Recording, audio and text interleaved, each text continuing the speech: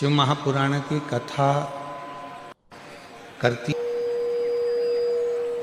भगवान शंकर का जो पंचाक्षर मंत्र है नमः शिवाय,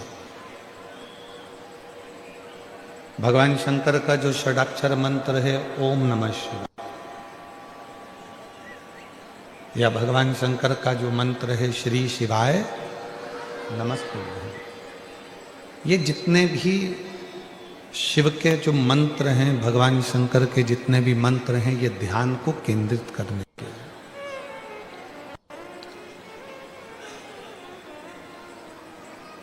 उम्र ऐसी बताई है जिन उम्र में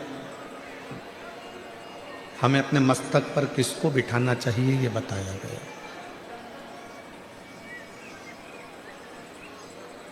महापुराण में 3 उम्र ऐसी बता दी गई है जिन उम्र में हमको अपने मस्तक पर किसको बिठाना है, किसको अपने मस्तक पर धारण करना है, ये बताया गया।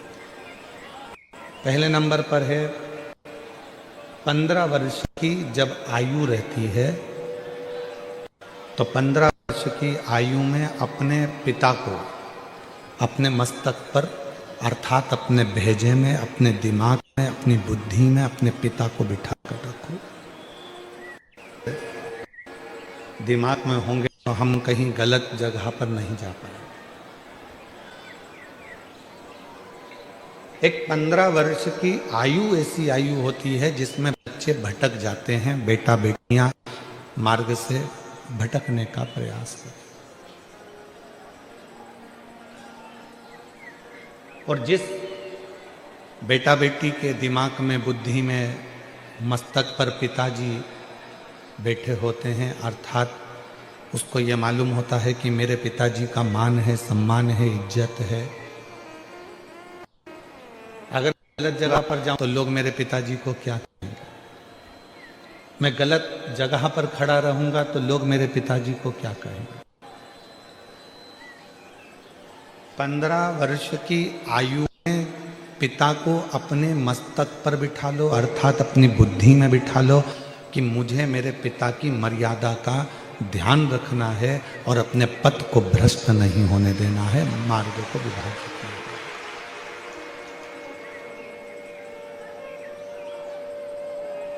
एक तो उम्र बता दी 15 साल की, शिव महापुराण ने दूसरी उम्र बता दी 35 साल की, कि जब 35 वर्ष की उम्र हो, शादी हो जाए, बच्चे हो जाएं, तब हमें अपने मस्तक में किसको बिठाना है, तो कहा अपनी औलाद को, अपने बच्चों को, अपना बेटा बेटी को अपने सिर पर, अपने मस्तक में, अपनी बुद्धि में, अपने विचारों में बिठा। अपने बेटा बेटी को जब तुम 35 साल 15 साल के हो तो पिता को सिर पर बिठाओ, पिता को बुद्धि में बिठाओ, पिता को चित्त में बिठाओ। 35 साल के हो गए तो अपने बेटा बेटी को अपनी बुद्धि में बिठाओ, अपने सिर पर बिठाओ, अपने मस्तक पर बिठाओ। अपने दिमाग में अपने बेटा बेटी को बिठा लो कि अब मैं 35 साल का हो गया हूँ, मेरे घर में एक बेटे ने, मेरे घर में बेटी ने जन्म ले लिया है। अगर मैं नशा कर आऊँगा तो लोग मुझसे तो कम मेरे बच्चों से ज़्यादा कहेंगे कि तेरा बाप नाली में पड़ा हुआ था, तेरा पिता गंदी जगह पर था।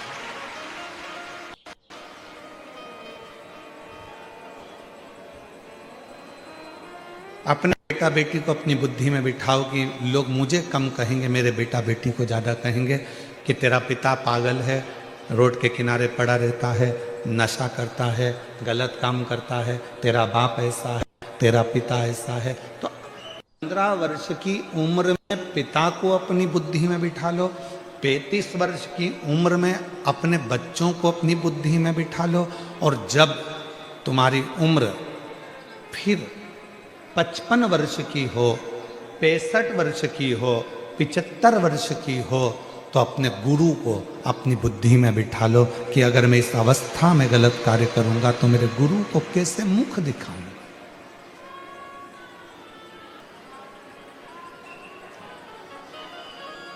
अपनी जिंदगी में, अपने जीवन में आप कितना श्रेष्ठ कर्म कर रहे हैं, तो शिव पुराण कह रही है कि 15 वर्ष की आयु में पिता को दिमाग में बिठा कर रखना, 35 वर्ष की आयु में अपने बच्चों को दिमाग में बिठा कर रखना और 55, 65, 75 की आयु में आप अपने गुरु को अपने दिमाग में बिठा कर रखना, तो कभी गलत मार्ग पर नहीं जाओगे, कभी गलत मार्ग पर नहीं पहुंचोगे। जिसके बचपन में पिता उसकी बुद्धि में बैठा रहता है, तो बेटा हो चाहे बेटी हो, वो कभी गलत मार्ग पर नहीं जाते। बेटी को भान रहता है मेरे पापा क्या कहेंगे, उनकी पूरी इज्जत है संसार में, मेरे मोहल्ले में, मेरी कॉलोनी में, मेरी सोसाइटी में, मेरे पूरे, उनका कितना मान है, उनका कितना सम्मान है, उनकी कितनी इज्जत है। अगर मैं गलत काम करूंगी या मैं गलत काम करूंगा तो उनका क्या मान रहेगा, उनकी क्या इज्जत रहेगी, उनका क्या भाव रहेगा।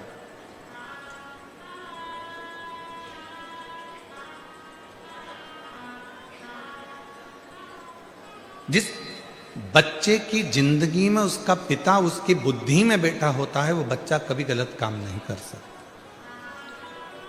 वो कभी गलत काम नहीं कर। और बुद्धि से पिता निकल गया तो वो बच्चा गलत काम कर।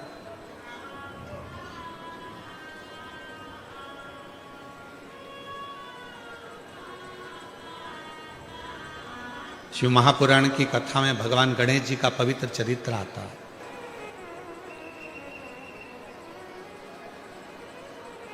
और भगवान श्री गणेश जी महाराज का चरित्र कहता है कि भगवान श्री गणेश जी महाराज ने अपने बुद्धि में, अपने विवेक में भगवान श्री शिव जी को बिठा कर रखा। दुनिया के लोग कहते हैं कि बुद्धि के देवता भगवान श्री गणेश जी महाराज हैं। कौन है? जम के बोलो, बुद्धि के देवता कौन है? गणेश जी महाराज। पर कोई तुमसे पूछे कि बुद्धि के देवता को बुद्धि का देवता बनाने वाला कौन है, तो आपको उत्तर देना पड़ेगा कि उनको बुद्धि का देवता बनाने वाला केवल एक है। नहीं तो माता पार्वती जी ने तो अपने तन का उपटन निकाला था, और पार्वती जी ने अपने तन का उपटन निकालकर उसका एक पुतला तैयार करा था। अब उस पुतले में प्राण दे दिया गया था।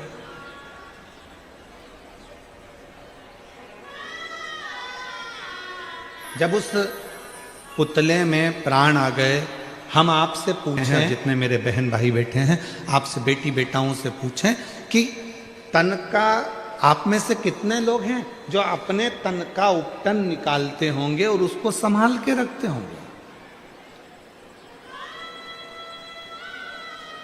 कोई नहीं।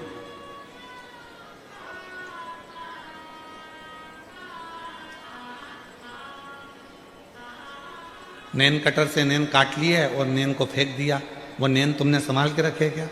जम के तो बोलो नहीं।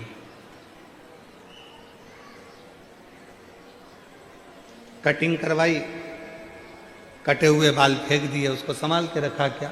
नहीं। तन में से मेल निकाला, उस मेल को निकाल कर फेंक दिया, उस मेल को संभाल कर रखा क्या? नहीं, कोई नहीं रखता।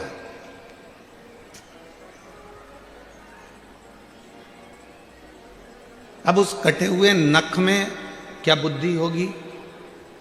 कटे हुए बाल में क्या विवेक होगा, बुद्धि होगी?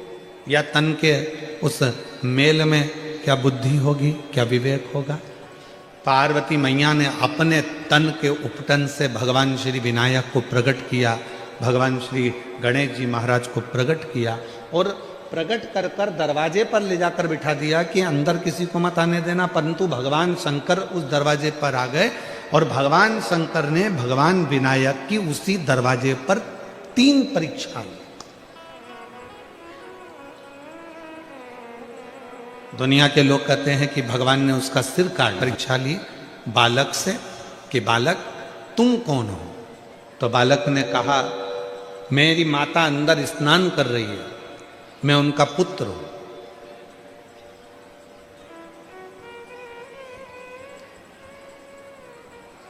बालक,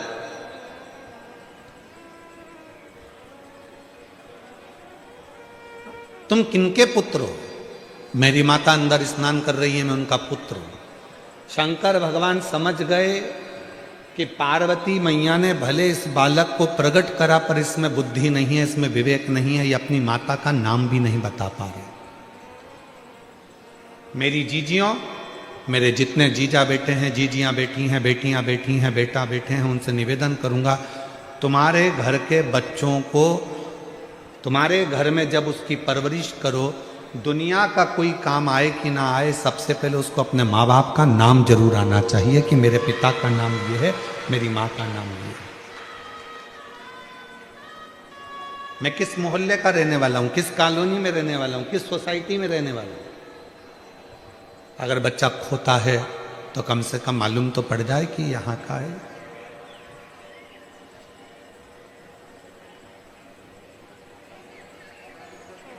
शिव जी समझ गए बुद्धि की कमी है। दूसरे नंबर पर भगवान शंकर ने परीक्षा ली और कहा कि मुझे अंदर जाने दो, और बालक ने उद्दंडता करना प्रारंभ कर दी। इतना अपशब्द बच्चे ने कहना प्रारंभ करा, शंकर भगवान समझ गए कि इसमें विवेक की, इसमें बुद्धि की कमी है।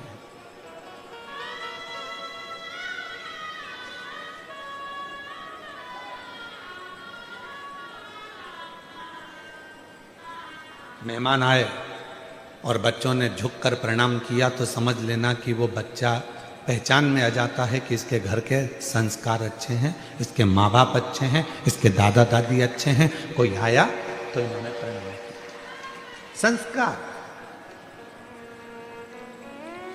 और कई घरों में माँ बाप बच्चे का हाथ पकड़ते हैं, बड़े हो गए बच्चे तो भी हाथ पकड़ के झुक जा, गुरुजी हैं, प्रणाम कर ले, नमन कर ले, धोख लगा ले, लगाते हैं।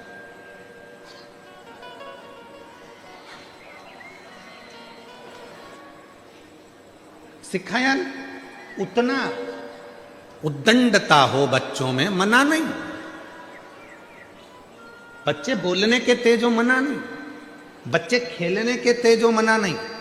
पर बच्चे जिस समय पर बड़ों को बड़ा ना समझे, आदर ना करे, सम्मान ना करे, तो फिर वो बच्चे की श्रेष्ठता नहीं होती, फिर वो श्रेष्ठता नहीं।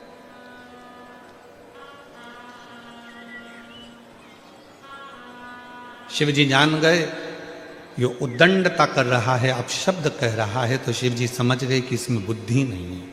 3 परीक्षा मेरे भोले बाबा ने 3 परीक्षा ली, और तीनों परीक्षा में विनायक जिस समय पर उपटन से जो पुतला बना था, 3 परीक्षा में मेरे शंकर भगवान ने उसको देख लिया।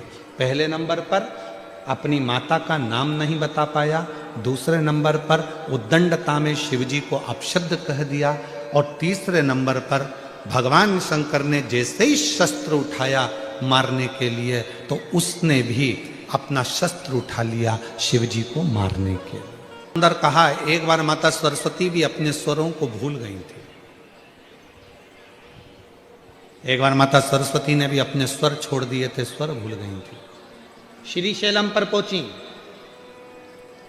और श्री शैलम पर पहुंचकर नटराज भगवान शंकर की आराधना करना प्रारंभ करी। और जैसे ही नटराज भगवान शंकर की आराधना करना प्रारंभ करी, तो भगवान तुमरुका जी प्रकट हुए, और तुमरुका जी को शिव जी ने कहा, माता सरस्वती कुछ चाहती हैं। तुमरुका जी ने कहा, उनके स्वर उनको चाहिए, उनका गायन उनको चाहिए, उनका नृत्य उनको चाहिए, उनका संगीत उनको चाहिए। तब भगवान शंकर ने माता वीणा वादनी जी को भी, माँ बागेश्वरी को भी, माँ सुंदर वीणा वादनी को भी, माँ सरस्वती को भी मेरे शंकर भगवान ने स्वर प्रदान कर दिए थे। ऐसे मेरे देवाधिदेव महादेव हैं, ऐसे मेरे भगवान शंकर हैं, जो सरस्वती को भी शीतलता देने के लिए संतोष रूपी धन संतोषी भी प्रदान कर देते, वो शिव। एक प्रसंग और मिलता है बुद्धि का। शिव महापुराण में एक प्रसंग बुद्धि का और मिलता है, बड़ा सुंदर प्रसंग है।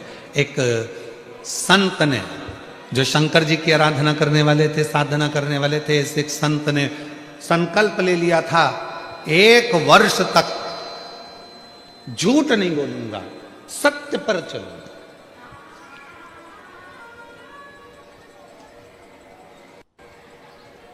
अपनी जिंदगी को सत्य में निकालूंगा, सत्य पर चलूंगा, सत्य से वर्णन करूंगा, सत्य।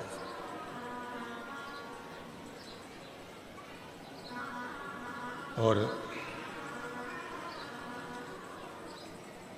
तपस्वी संत बैठ गए तब साधना करने के लिए, साधना में डूब गए तपस्वी से।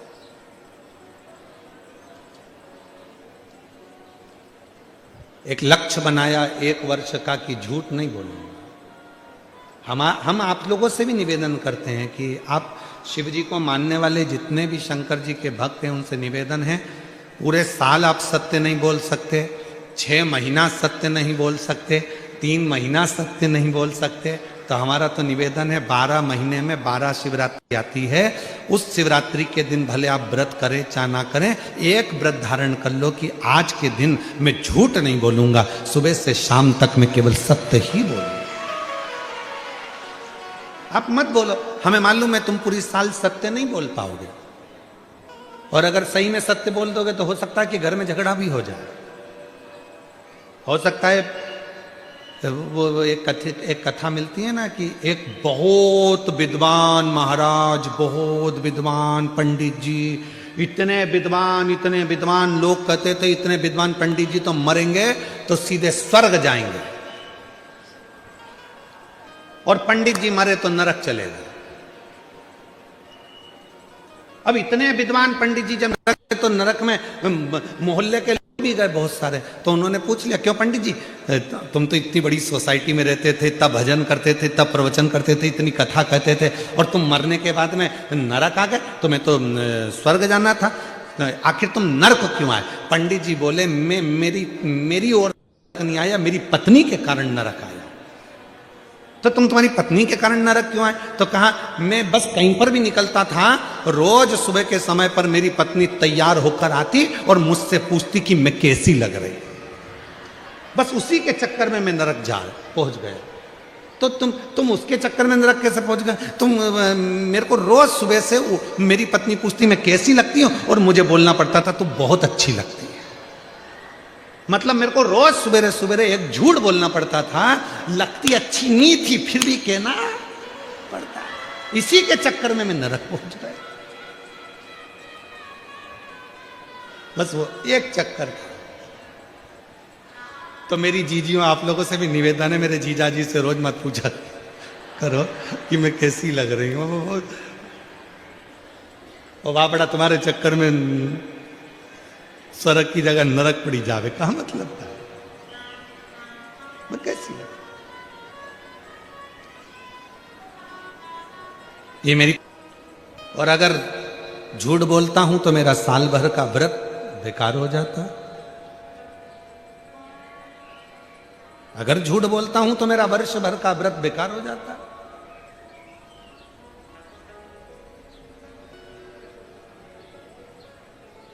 कभी कभी 2 उलझन में भगवान लाकर पटक देता है, कभी कभी।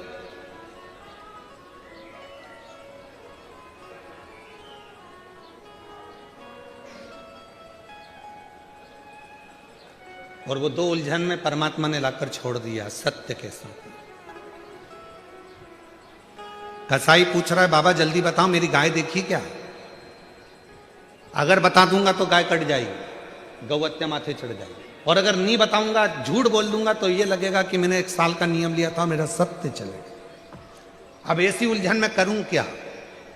तो जो संत शिव की साधना करने बैठे था, उस संत ने कहा हे भोले बाबा, मुझ में बुद्धि नहीं है, विवेक नहीं है, जैसे आपने गणेश जी को बुद्धि का देवता बनाया, आज थोड़ी देर के लिए मुझे बुद्धि प्रदान करो, जिससे मेरा मार्ग प्रशस्त हो सके और मेरा सत्य भी रह जाए और गौ माता भी रह जाए और ये जीवन भी श्रेष्ठ बन जाए, ऐसी मेरी बुद्धि कर दीजिए।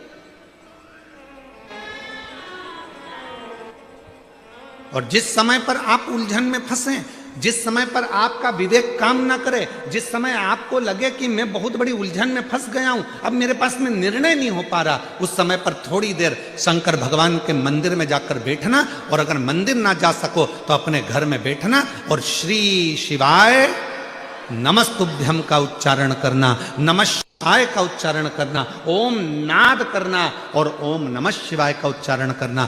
थोड़ी देर गहरी सांस लेकर ओम नमः शिवाय का उच्चारण करना। जब प्रारंभ करेंगे, नेत्र बंद रहेंगे, भुकुटी तनी रहेगी, उस समय पर शिव स्वयं तुम्हारी बुद्धि में आकर विराजमान हो जाएगा। स्वयं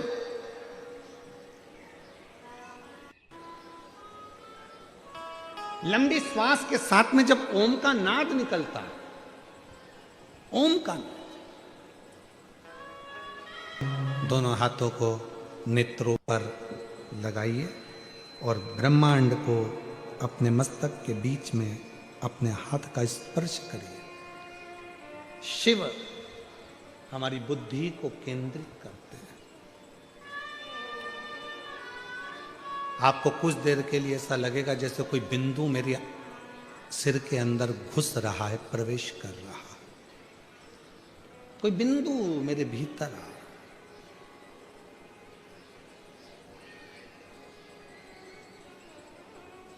एक वर्ष का नियम लिया है सत्य बोलने का और ये सामने उलझन आकर खड़ी हो गई। इस उलझन को सुलझाऊं कैसे? तो तुम्ही ने दर्द दिया है, तुम्ही दवा देना। तुमने दिया है, ये उलझन भी तुमने लाकर खड़ी है। सत्य बोलूंगा तो गाय कट जाएगी और नहीं बोलूंगा तो मेरा व्रत टूट जाएगा। अब ये निर्णय तुम्हारा है तो उत्तर भी तुम्हें देना पड़ेगा। तब मेरे भगवान शंकर भूकुटी में आकर बैठ गए और जिह्वा से बोलना प्रारंभ कर दिया। जब तुम शिव को बुलाते हो, शिव को पुकारते हो, तो निर्णय तुम्हारा नहीं होता, फिर निर्णय शंकर करना प्रारंभ कर देते हैं अपनी वाणी में। अब शिव ने निर्णय कैसा दिया? कसाई पूछ रहा है, बाबा जल्दी बोलो, मेरी गाय दूर चली जाएगी, जल्दी बोलो, मुझे मेरी गाय पकड़ना है। बाबा सत्य बोलना, बिल्कुल सही बताना, क्या तुमने गाय को देखा है? तो बाबा बोले, नेत्र देखते हैं पर बोलते नहीं है। नेत्र देखते हैं पर बोलते नहीं है, और जिह्वा देखती नहीं है, बोलती है। तो निर्णय मैं कैसे दे सकता हूं? नेत्र ने देखा, वो बोलेगा नहीं, और जिह्वा देखी ही नहीं तो बोले क्या? खा। पंडाल में बैठने की जगह तो तुमको मिल जाए, मना ही नहीं है बैठने की जगह, बिल्कुल मिले, पर तुम आते से जो सिर पे पल्लू मल्लू लेके और अकड़ वकड़ दिखा, हट रही कि नहीं हट रही? मैं तो यहीं बैठूंगी, जा। और सिर पे पल्लू लेके झगड़ा कर ले। उसका सामान उठाया, वहां पटक दिया, उसने वहां उठाया, वहां पटक दिया, और जगह बनाकर बैठने की तैयारी करी। जीवान चली थी सबसे पहले, हट रही कि नहीं हट रही? जीवान चली। और अगर वही जीवान बड़े प्रेम से, काकी तुम्हारे लिए घर से मैं खिचड़ी बना के लाई हूं, थेपला बना के लाई हूं। सीवर वाला महाराज कहता है कि घर से कुछ ना कुछ लेकर आओ, मुंह झूठा करा, थेपला लाई हूं, मन है तुम्हें खिला दूं, थोड़ी सी जगह दोगी क्या? हाँ आजा, बैठ जा, बाजू बैठ। और दोनों ने थेपला में अपना निकाला और खा खुआ के, अब कहाँ जा रहे? तो मैं कथा सुन लूंगी। अरे बैठ जाना, कौन मना कर रहा?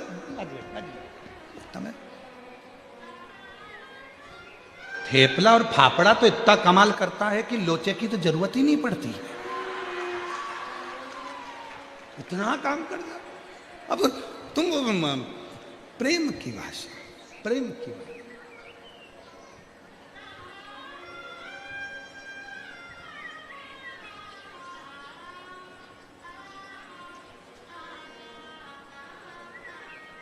अगर मीठी वाणी है तो सब कुछ मिल सकता, जिह्वा ना चले सब कुछ प्राप्त हो सकता। प्रेम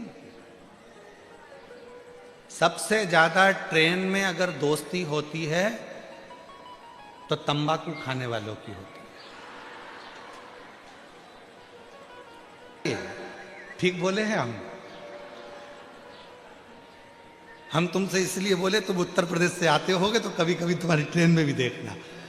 सबसे अच्छी दोस्ती अगर होती है सेंगर जी, तो तंबाकू खाने वालों की दोस्ती बड़ी अच्छी होती है। बहुत लड़ाई झगड़ा, बहुत, जगह नहीं मिल रही, ये नहीं मिल रही, वो नहीं मिल रही, खूब लड़ाई झगड़ा, और इतनी देर में लड़ाई झगड़ा करा, जगह नी भी दे रहा है, नी भी दे रहा है, नी भी दे रहा है। और जो खड़ा हुआ व्यक्ति है ना, वो धीरे से जेब में से निकाल ले और मल ले। फिर जो साइड में बैठा है, आओ भाई साहब, आओ इधर बैठो, ला थोड़ी सी देना जरा। और उनने भी ली, उनने भी मला। मलते मलते फिर पूछ लिया, क्यों, कहाँ जा रहे? कहीं नहीं। तो कहाँ रहते? तो कहा ये जगह। अब ठीक है, अच्छा वहाँ वहीं तो मैं रहता हूँ। अच्छा, दुकान है अपनी तो काय की? उड़ाने की। तो क्या मेरी भी उड़ाने की? तो तुम्हारी क्या? क्या मेरी पतंग उड़ाने की है? और तुम्हारी क्या अफवाह उड़ाने की? फालतू की चीज मैं ही उड़ाता हूं। किसकी लड़की भागी, किसके लड़के ने शादी करी, कौन गलत जगह गया, ये सब उड़ाने का काम मेरा ही है। अच्छा ठीक है। उसने कहा नहीं, हमारी तो मकर संक्रांति पे खूब उड़ती है, तो क्या हम तो हर रोज उड़ा देते हैं? तो और दोनों ने मिल मुला के खाया। इतनी पहचान बढ़ गई, इतनी पहचान बढ़ गई कि दोनों सूरत में मिले तो एक साथ बैठ के सीवर वाला महाराज की कथा सुनी। एक साथ इतनी पहचान।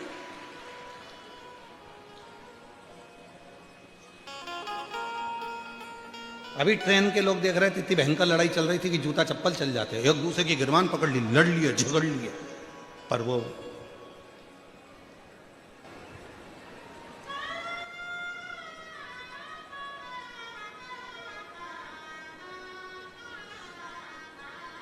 रखा। और ऐसा नहीं है कि वहीं पर काम ये होता है, कई लोग कथा में भी आते हैं, वो धीरे धीरे बैठ कर जेब में से निकाल के मल लेते हैं, फिर भजन का इंतजार करते हैं, बाबा भजन कब गाएगा। और महाराज जी ने जैसे ही भजन गाया, भोला सब दुख काटो,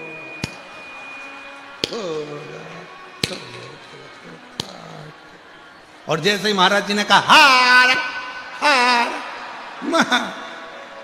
गया।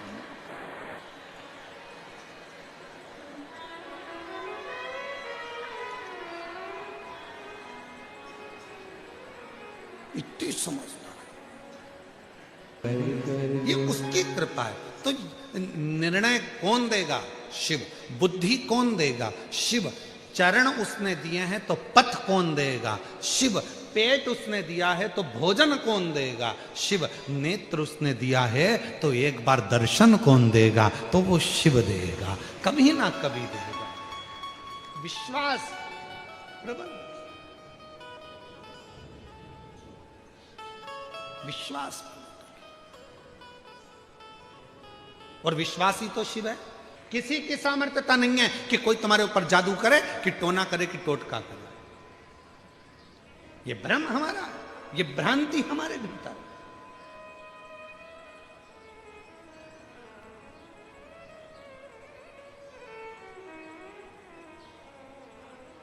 शिव के पास सब है।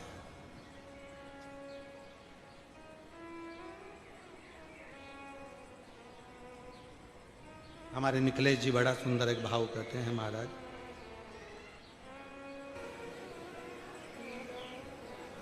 भगवान शंकर का पवित्र चरित्र कह रहा है। शिव महापुराण की कथा वर्णन कर रही है। श्रेष्ठ बुद्धि को भी अगर हमको चाहिए तो हमें शिव की आराधना करना।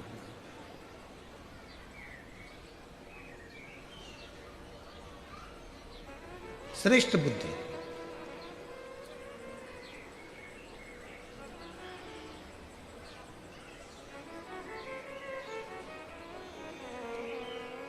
कोई कोई बच्चे ऐसे रहते हैं जो नहीं, शरीर उनका काम नहीं करता, उसको गोदी में रखना पड़ता है, ले जाना लाना पड़ता है, उसको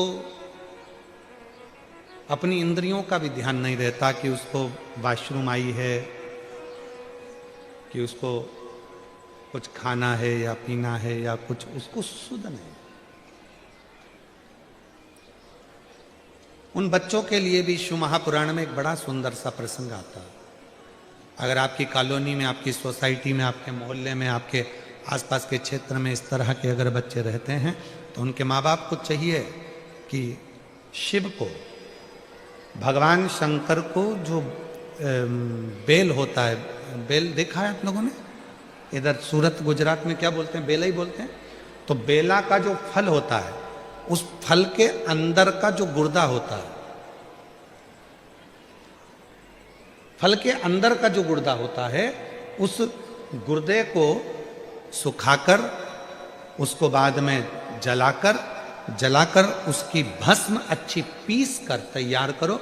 और जिस दिन सोमवार की अष्टमी हो, सोमवार के दिन अगर अष्टमी की तिथि पड़ जाती है या अष्टमी के दिन सोमवार पड़ जाता है, तो उस दिन देवाधिदेव महादेव को अगर मंदिर में आप वो भस्म नहीं चढ़ा सकते तो घर में ही उस बाबा को थोड़ी सी चुटकी भरकर भस्म, वो जो बेले की भस्म बनाई है वो शिव को समर्पित कर दो।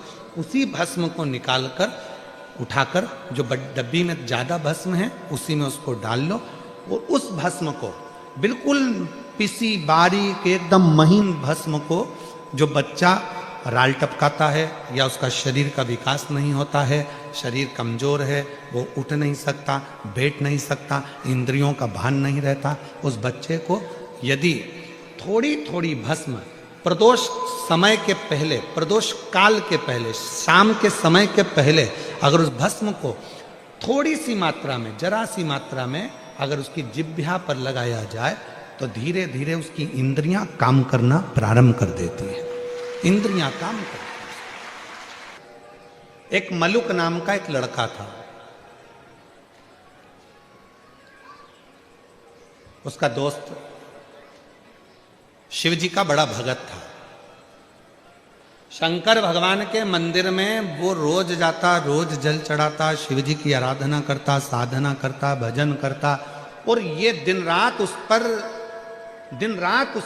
कटाक्ष करता, दिन भर उस पर तर्क करता मलू। अब एक दिन मल्लुक ने अपने दोस्तों को रोक लिया, कहाँ जा रहा है? कि मंदिर जा रहा हूं। अरे थोड़ा काम धंधा कर ले, या जा जरा काम धंधा कर, ये शंकर भगवान को नहलाने से, लोटा भर के जल चढ़ाने से कोई शंकर जी कुछ थोड़ी ना दे देगा। काम नहीं करेगा तो क्या शंकर जी खाने को दे देगा? लड़ाई हो गई मल्लुक की और उसके दोस्त की। नहीं करूंगा काम तो भी मेरा भोलेनाथ खाने को देगा। मल्लुक ने कहा अगर तेरा भोलेनाथ काम नहीं करूं और खाने को दे तो मैं भी चल करने को तैयार हूं। एक परीक्षा करूंगा, वन में जाकर बैठ जाऊंगा, देखूं तेरा भोलेनाथ मुझे खाने को देता है कि नहीं देता। अगर मेरे शंकर भगवान ने तुझे खाने को दे दिया तो काम मैं रोज एक लोटा जल चढ़ाने के लिए शंकर जी के मंदिर में जाऊंगा, और अगर तेरे शंकर भगवान ने मुझे खाने को नहीं दिया तो काम मैं मंदिर जाना छोड़ दूंगा, लोटा भर जल चढ़ाना छोड़ दूंगा। दोनों में झगड़ा हो गया, दोनों में लड़ाई हो गई। अब दोनों में झगड़ा हो गया और जो मल्लुक था वो लड़ झगड़ के जंगल में चले गया। जंगल में जाकर उसने विचार करा, जंगल में रहूंगा और कोई मुझे भोजन देकर चले गया तो एक काम करता हूं, ये पीपल के पेड़ पे चढ़ के बैठ जाता हूं, कोई आएगा भी नहीं, भोजन देगा भी नहीं, और भोजन नहीं मिलेगा तो मेरा दोस्त मंदिर जाना छोड़ देगा और मेरा झंझट मिट जाएगा, फिर मेरे साथ घूमेगा, एंजॉय करेगा। ठीक है, पेड़ पे चढ़ गया। इसका दोस्त गया शंकर जी के मंदिर में जल चढ़ाकर बोला, भोले बाबा वो मलुक गया है, उसमें अक्ल नहीं है, परीक्षा लेने गया है आपकी कि भोलेनाथ खाने को देगा क्या? बाबा उसका पेट भर देना बेचारे का, भूखा रहेगा। जल चढ़ाया, शंकर भगवान ने ऐसी लीला कर दी कि एक गाय चराने वाला कपड़े में 4 रोटी बांधकर उसमें थोड़ा सा अचार और कांदा रखकर लाया और विचार करने लगा, मुझे गाय यहीं पर चराना है, मेरी रोटी कहीं दूसरा ना खा जाए, इसलिए इसको पीपल के पेड़ पर टांग देता। रोटी टांग दी पीपल के पेड़ पर। मल्लुक ने विचार करा, इसका शंकर भगवान तो गजब का है रे, रोटी ऊपर दे दी पीपल के पेड़ पर वो तो कह रहा था कि भगवान खिला कर जाता है, नहीं खाऊंगा, रोटी टंगी है, खा नहीं रहा। अब थोड़ा बहुत तो हाथ पर खुद भी हिलाओ जी, खाने को ही तैयार नहीं। इसका दोस्त शाम के समय भगवान के मंदिर में जाकर, बाबा भोलेनाथ मेरा दोस्त भूखा होगा, उसको खाना खिला देना। शंकर भगवान ने डमरू का नाद करा, 4-6 डाकू घोड़े पे बैठकर धड़ धड़ धड़ धड़ आ गए पीपल के पेड़ के नीचे। जैसे ही थोड़ी देर उन डाकुओं ने आराम करा, उसमें से एक थोड़ा सा विश्राम करा। उसने कहा, सरदार बहुत भूख लग रही है, कहीं से माँ जगत जननी जगदम्बा खाना दे दे तो पेट भरा जाए। इतने में दूसरा बोला, अरे देखो पेड़ के ऊपर रोटी टंगी है, जल्दी उतारो खाते हैं। और जो पेड़ पे से रोटी उठाई और सबने मिलाकर खाने ही वाले थे। इतने में दूसरा बोला, एक भी रोटी मत खाना, ऊपर पुलिस वाला बैठा है, जरूर रोटियों में नींद की गोली मिलाई होगी और पकड़ा जाएंगे तो जूते खाएंगे, इसलिए ले जाकर ये बंद कर देगा, कारागार में डाल देगा, एक रोटी मत खाना। और सबने कहा करें क्या? सरदार ने कहा, इसको नीचे उतारो। ये अपने को मूर्ख समझ रहा, नीचे उतारो। इसको नीचे उतारा, पेड़ से बांध दो, पेड़ से बांध दिया। सरदार क्या करें? सरदार बोला, ये अपने को मूर्ख समझता है, नींद की गोली मिली, रोटी हमको खिला रहा है, एक काम करो, इसकी रोटी इसी को खिलाओ। अब उसकी रोटी, अब वो समझा भगवान आएंगे खिलाने, उसको क्या मालूम था डाकू बन के आ गए। ले रोटी खाओ, के नहीं खाऊंगा। सरदार रोटी नहीं खा रहा। सरदार ने कहा, मार मार के खिलाओ। दो ने इधर से दिया, दो ने उधर से दिया, मुंह में रोटी ठूसे, फिर मारे, फिर रोटी, फिर मारे, फिर रोटी, लाल नीला पीला कर कर रोटी खिलाकर और पूरे रस्सी खोल दिए और डाकू चले गए। ये शाम को पिटा पिटाया, दुचा दुचाया, कबाड़ खाने के कबाड़े जैसा। रास्ते में से लंगड़ाता जा रहा था। इसका दोस्त मंदिर से आ रहा था। उसने पूछा, क्यों भोलेनाथ जी मिले थे? इतने में मलुक बोला, तेरा भोलानाथ नहीं खाओ तो मारता भी था, नहीं खाओ तो मारता। तब मलुक ने, वो मलुक नहीं रहे, तब वो मलुक दास बन गए और उन्होंने पद लिखा, अजगर करे ना चाकरी, पंछी करे ना काज, दास मलु का कह गए, सबके दाता राम। कोई कुछ ना करे तो भी वो पेट भर कर जाता है, वो मेरा देव अधिदेव महादेव, वो शिव, वो मेरा राम, वो मेरा कृष्ण, वो मेरा शंकर, वो मेरा दत्त, वो मेरी माँ आद्य शक्ति जगत जननी दुर्गा भवानी है, वो मेरा हरि विठल पांडुरंगा है, जो सबका पेट भरा, सबका। किसको पूछते हो? आरती होने के बाद में जब कर्पूर गौरम होता है, कर्पूर गौरम होने के बाद में जब आप उठते हो कर्पूर गौरम होने के बाद में, तो भूमि को जब आप नमन करके अपने मन की बात करते हो, तो आप कथा सुनने के लिए नहीं, आप शंकर से अपने दिल की बात कहने के लिए आए हो। आरती होते से ही मेरा भोले बाबा आपके मन की बात को, आपके हृदय की बात को, मेरा शंभु, मेरा शंकर, मेरा त्रिकालदर्शी, मेरा कैलाशी अविनाशी, उसको स्वीकार करता है और फिर आपको सुख प्रदान करता है। आप उससे कहने के लिए, आप उसको नमन करने के लिए, आप उससे कहने के लिए।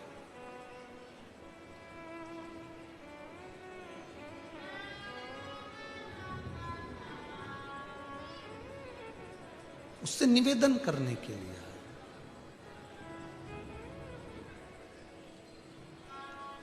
जहां वो छुपा होता है वो निकल कर एक समय सामने आ ही जाता है। जहां वो छुपा है, जहां वो छुपा, और शिव शिव है। वो एक स्मरण आता है ना, छुपा कहाँ?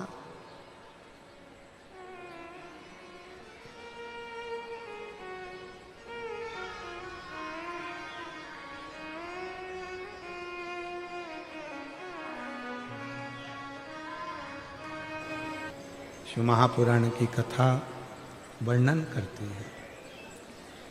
भगवान श्री गणेश जी महाराज के लिए गजासुर का मस्तक बुलवाया गया और विनायक के धड़ पर उस शीश को लगाया गया।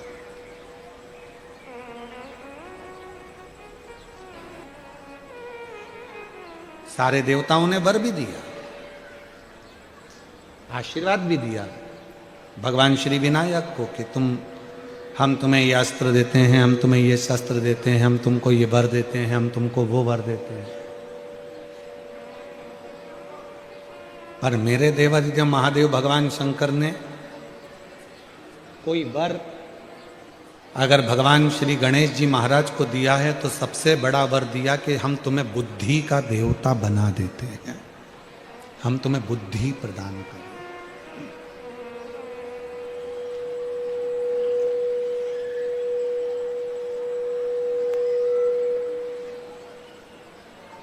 और दुनिया की सारी सिद्धियां व्यक्ति को तब प्राप्त होती है जब उसके पास में बुद्धि होती है।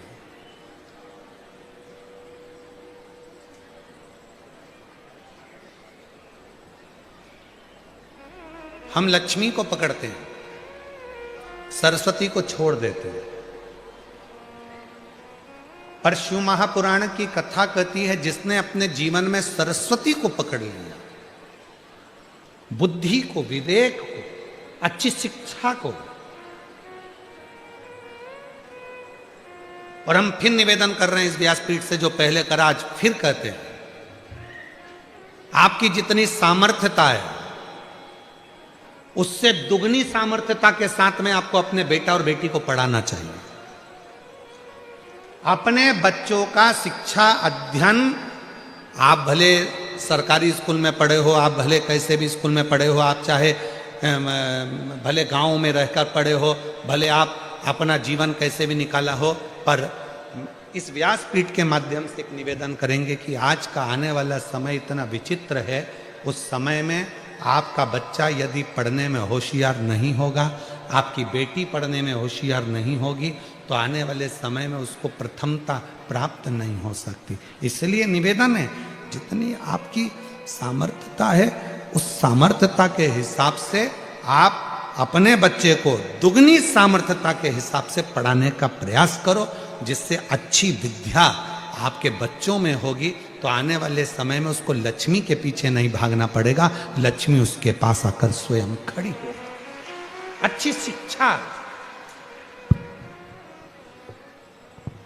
और एक अच्छी शिक्षा व्यक्ति के जीवन में उच्चतम पद प्रदान करती है।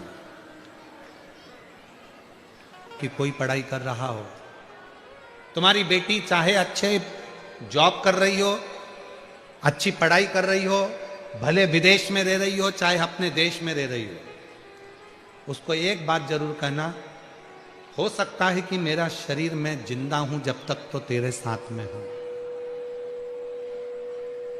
मैं जिंदा हूं जब तक तेरे साथ हूं, पर मेरे जाने के बाद तेरा कौन होगा।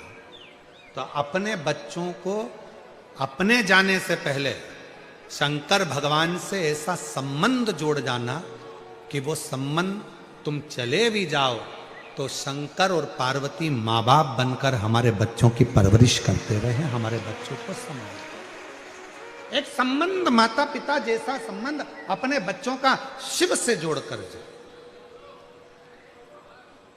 बच्चे कहें कहां जा रहे हो बेटा? मम्मा हम वृंदावन जा रहे हैं। अच्छा वृंदावन जा रहे हो तो अपने बैग में एक छोटा सा पानी का बोतल ले जाओ, या अपने बैग में एक लोटा जल ले जाओ, एक लोटा ले जाओ, माँ पानी की बोतल में से पानी निकालना, और वृंदावन में प्रत्येक, चाहे गोकुल हो, बरसाना हो, नंदगांव हो, वृंदावन हो, मथुरा हो, ऐसी कोई धरा नहीं जहां शिव नहीं, भगवान शंकर का छोटा सा ओटला ढूंढना, शंकर जी को पहले सुबह सुबह जल चढ़ा देना। मामा कहाँ जा रहे हो? अयोध्या जा रहे हो? अयोध्या जाओ, राम जी का दर्शन करो, पर एक बात याद रखना, थोड़ी सी पानी की बोतल लेना, द्वारका के आसपास में कहीं शंकर का मंदिर मिले तो एक लोटा जल, पानी की बोतल होगी, चढ़ा देना। शिव जी को जल जरूर चढ़ाना। बेटे को, बेटी को शिव को जल चढ़ाने की प्रेरणा दे दो। क्यों? अगर बेटा बेटी शंकर के प्रति एक बार लगाव उत्पन्न कर लेंगे तो हो सकता है शरीर रहे ना रहे, पर मेरा भोले बाबा उनको जिंदगी में कभी धोखा नहीं देने देगा। शिव उनको संभाल, शंकर उनको, वो 21,600 श्वास में से कोई भी एक श्वास परमात्मा की भक्ति के लिए निकलते हैं। जैसे 24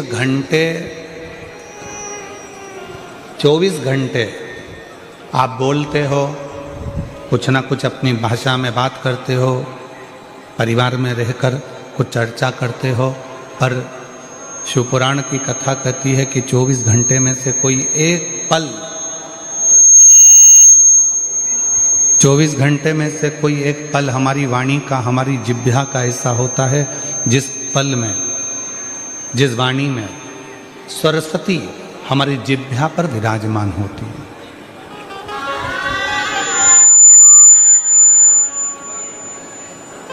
अब वो पल ना तो आपको मालूम है ना हमको मालूम है। उस पल का स्मरण ना आपको है ना हमको है कि वो कौन सा पल है जिस पल में सरस्वती मैया हमारी जिह्वा पर आकर बैठती है और जिह्वा पर बैठकर हम जो बोलते हैं वो पूर्ण होता है। ना हमको मालूम ना आपको मालूम। तो फिर शिवपुराण कहती है कि जब आपको ये नहीं मालूम कि सरस्वती किस समय पर आपकी जिह्वा पर आकर बैठेगी, कब वो बोलेगी, आपकी जिह्वा पर कब सरस्वती माता आकर बैठ जाएगी और उसकी वाणी किसी का परिवार अच्छा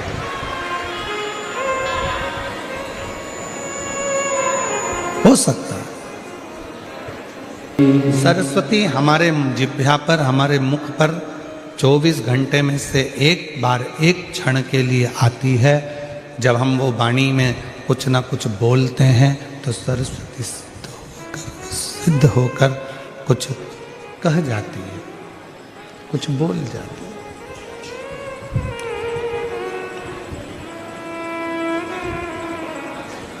अब कब वो सरस्वती आएगी, कब वो वाणी निकलेगी, कब वो सरस्वती प्रकट होगी, कब वो वाणी निकलेगी, कब सिद्ध होगी। तो शिव पुराण की कथा कहती है कि हर पल, हर घड़ी, हर क्षण आप सबके लिए अच्छा बोलिए। सर्वे भवन्तु सुखी, सबके लिए।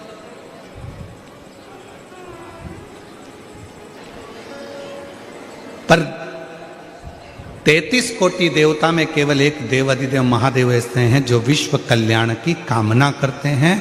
उन्होंने जहर पिया, अमृत दिया, अमृत देवताओं को दिया और खुद जहर पिया। पार्वती मैया ने पूछा था कि यह जहर पीना जरूरी है। शिव जी कहने लगे अगर ये जहर मैं नहीं पीऊंगा तो ये पूरी पृथ्वी जलकर भस्म हो जाएगी और विषैली हो जाएगी। विश्व का कल्याण करने के लिए मुझे ये जहर पीना पड़ेगा।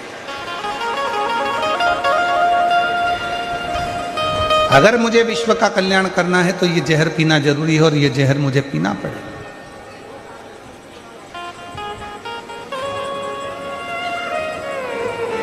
और इसको मुझे पीना है।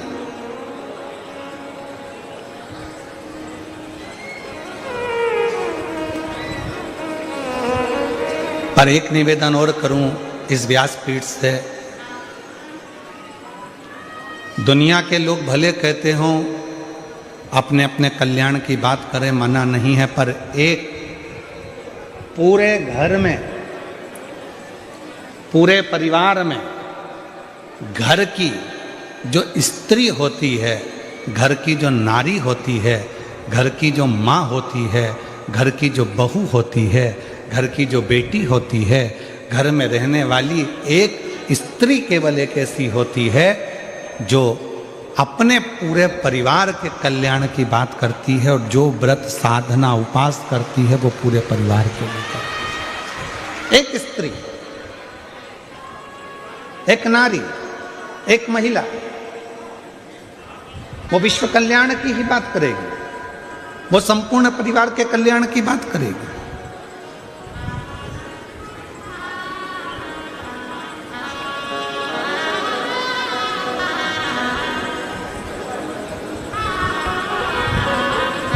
केवल एक देव अधिदेव महादेव ऐसे हैं, भगवान शंकर वो गढ़दानी, त्रिकालदर्शी, कैलाशी, अविनाशी शिव ऐसे हैं जो विश्व कल्याण की कामना करते हैं। जहर मैं पी रहा हूं, क्यों? पूरा विश्व आराम से जिंदगी जी सके, इन सबको अमृत प्राप्त हो सके। गले में सर्प मैं धारण कर रहा हूं क्योंकि दुनिया के लोग इस सर्प को अपने घर में नहीं रख सकते। गंगा में धारण कर रहा हूं क्योंकि ये दुनिया के लोग इस गंगा को पहचान नहीं पाएंगे, इसलिए इसको अपने मस्तक पर रखना जरूरी है।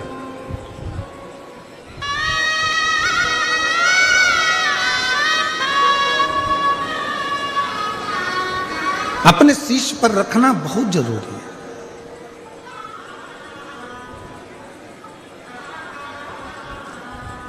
और किसका उद्धार मेरे शंकर भगवान ने नहीं करा?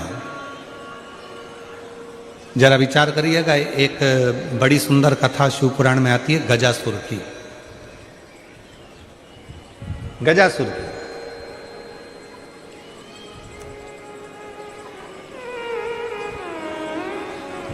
गज का मुख है, मनुष्य का शरीर असुरों वाला है।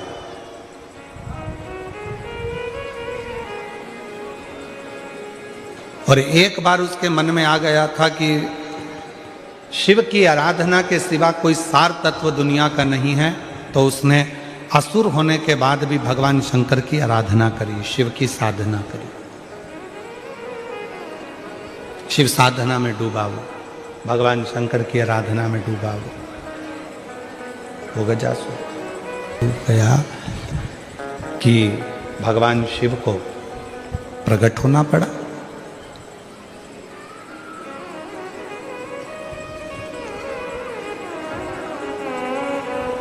कितना सुंदर कहा है किसी ने, स्कंद पुराण में वर्णन मिलता है कि किसी भी देवता को अगर प्रसन्न करना है, भगवान नारायण को प्रसन्न करना है, ब्रह्मा जी को प्रसन्न करना है, इंद्र को प्रसन्न करना है, तो बहुत तप साधना व्रत करना पड़ेगा। तब जाकर भगवान ब्रह्मा, विष्णु, इंद्र, गरुण, वरुण, अरुण, ये सब बहुत तप साधना के बाद प्रकट होते हैं। पर शंकर भगवान को यदि प्रसन्न करना है और उनको प्रकट करना है तो बहुत व्रत तप साधना की जरूरत नहीं पड़ती। केवल एक लोटा जल शिव के मंदिर में लेकर जाना प्रारंभ कर दो, शिव प्रकट हो जाते हैं और प्रसन्न हो। शिव प्रकट भी होते हैं, प्रसन्न भी होते हैं। इसलिए सारी समस्या का हल एक लोटा जल। बोल बम का नारा है, श्री शिवाय नमः।